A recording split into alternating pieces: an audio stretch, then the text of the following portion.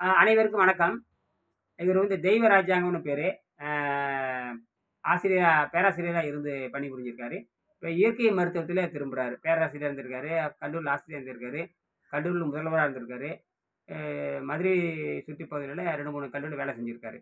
இப்ப இயற்கை அதெல்லாம் வேண்டான்னு சொல்லிட்டு, இயற்கை மருத்துவத்தில ஆராய்ச்சி பண்ணி கடைசியில இந்த நீர் மருத்துவம், உணவில்லாமல் வாழும் கலைய கத்துக்கிட்டு, இது தனக்கு மருத்துவம் செஞ்சுக்கிட்டு, எதிர்காலத்தில தொழிலாக மாத்துவதற்காக முயற்சி பண்றாரு. அதாவது படித்தால் அறிவு வரும் அப்படிங்கிறது இப்ப புரிதல். படித்தால் வேலை கிடைக்குங்கிறது வேற. ஆனால் உண்மையாலுமே படித்தால் அறிவு வர வேணுங்கிறது நீதி. ஆனா வெள்ளைக்காரன் என்ன பண்ணான்னா, படித்தால் சம்பளம் கிடைக்கும்னு சொல்லி தவறாக நம்மள வழிநடத்தியிருக்கான் 100 வருஷமா. அதாவது என்ன பண்றாங்கன்னா, லட்சக்கணக்கான பேர் 100 மதிப்பெண் வாங்குறாங்க. ஆனால் அத்தனைக்கும் வேலை கிடைக்குமானா கிடைக்காது. அப்ப படித்தால் அறிவு தான் வரணும். அதனால அவரவர்கள் தெரிந்த தொழிலை கத்துக்கிட்டு, புது புது தொழில் நெறைய புது புது தொழில் வந்துருச்சு. ஆனால் இந்த மருத்துவம் வந்து போட்டி இல்லாத தொழில். நீங்க வந்து கைத்தொழில் ஒன்றை கற்றுக்கொள், கவலை உனக்குள்ளே ஒத்துக்கொள்னாவே, அந்த வருமானத்தை வைத்துக்கொண்டு சொற்ப வாழ்வுல வாழ்ந்து பழகணும். நீங்க அடிப்பில அப்படித்தான். நீங்க மிகை வாழ்வு வாழ்ந்தீங்கன்னா, எத்தனை கோடி இருந்தாலும் பத்தாது. ஆனால் சொற்ப வாழ்வு வாழணும். சொற்பமா ஏழையாக இருக்க வேண்டும். சிறிய வாழ்க்கை வாழணும். பெருக கட்டி சிறுக கட்டி பெருக வாழ்ங்கிற மாரி ஒரு 10 சென்ட் இடம் இருந்ததுன்னா, 1 சென்ட்ல குடிசை போட்டுட்டு 9 சென்ட்ல காலி வீடு வேணும். இப்படியெல்லாம் இருக்குது. ஆகையினால படித்தால் அறிவு வரணுங்கும் பொழுது இப்பதான் அவங்க உணர்றாங்க. நான் நெறைய படிச்சிருக்கேன். ஆனா சம்பளம் கிடைக்கல. நான் சொன்னேன். படித்தால் சம்பளம் கிடைக்காதய்யா. படிச்சால் அறிவு தான் வரணும். அந்த அறிவை வைத்துக்கொண்டு நீ பிறருக்கு சொல்லிக் குடு.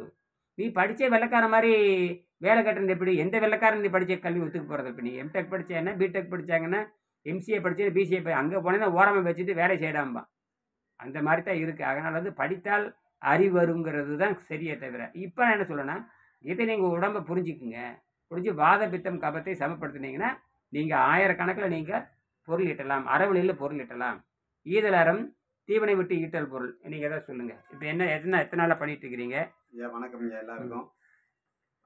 இப்போ வந்துட்டு இப்போ ஐயா எல்லாத்தையும் தெளிவாக சொன்னாங்க.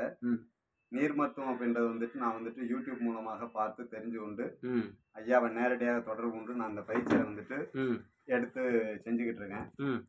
ஜனவரி 25ஆம் தேதியிலேருந்து நான் நீர் பயிற்சி செஞ்சுட்டு வரேன். காலை முதல் மாலை வரை வந்துட்டு நீரை மருந்தாக அருந்திட்டு மாலை ஒரு வேளை வந்துட்டு நன்கு வேக வைத்த காய்கறி அல்லது கீரையை வந்துட்டு ஒரு நேர உணவாக எடுத்துக்கிறேன். மற்ற நேரம் எல்லாமே தண்ணீர் எடுத்துக்கிறேன். தேவைப்படும் பொழுது வந்துட்டு சிறிது நிலக்கடலை பருப்பு, கருப்பட்டி, கடலை மிட்டாய் இந்த மாதிரி இதெல்லாம் வந்துட்டு சாப்பிட்டுக்கிறேன். உடல் வந்துட்டு ரொம்ப ஆரோக்கியமாக இருக்கு. ஒரு 20 கிலோ கிட்ட நெருக்கி நான் குறைஞ்சிருக்கேன். இப்போ எடை வந்துட்டு குறைஞ்சிருக்கு.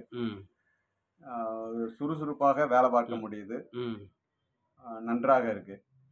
ரெண்டாவது வந்துட்டு இந்த நோயற்ற வாழ்வே குறைவற்ற செல்வம் அப்படின்றது வந்துட்டு நம்ம இதுவரை வந்துட்டு ஒரு செய்தியாக மட்டும் காதுல மட்டும்தான் கேட்டிருக்கோம் படிச்ச காலத்துல இருந்து. ஆனால் வந்துட்டு அந்த நோயை வந்துட்டு எப்படி போக்குறது அப்படிங்கிறது வந்துட்டு எளிமையான முறையில அனைவரும் பயன்படுத்தக்கூடிய ஒரு நல்ல சிறந்த மொழி அப்படின்றாக்க என்னோட அனுபவத்தின் காரணமாக நீர் மருத்துவம் தான். ஏன்னா மற்ற மருத்துவங்களுக்கு எல்லாமே வந்துட்டு அதிகப்படியான பொருட்செலவு செய்யணும். பிளஸ் வந்துட்டு அவைகள் எல்லாமே வந்துட்டு உங்களுக்கு முழுமையாக குணப்படுத்த போறது கிடையாது. தற்காலிக நிவாரணியாக இருக்கும். ஆனால் உங்களுக்கு முழுமையாக குணப்படுத்தி நீங்களும் ஒரு மருத்துவராக ஆகி பொருளீட்டக்கூடிய வழியையும் வகை செய்யக்கூடிய ஒரே கல்வி முறை எது அப்படின்னு பாத்தீங்கன்னாக்க நீர் மருத்துவமும் நீர் மருத்துவ கல்வியும் தான்.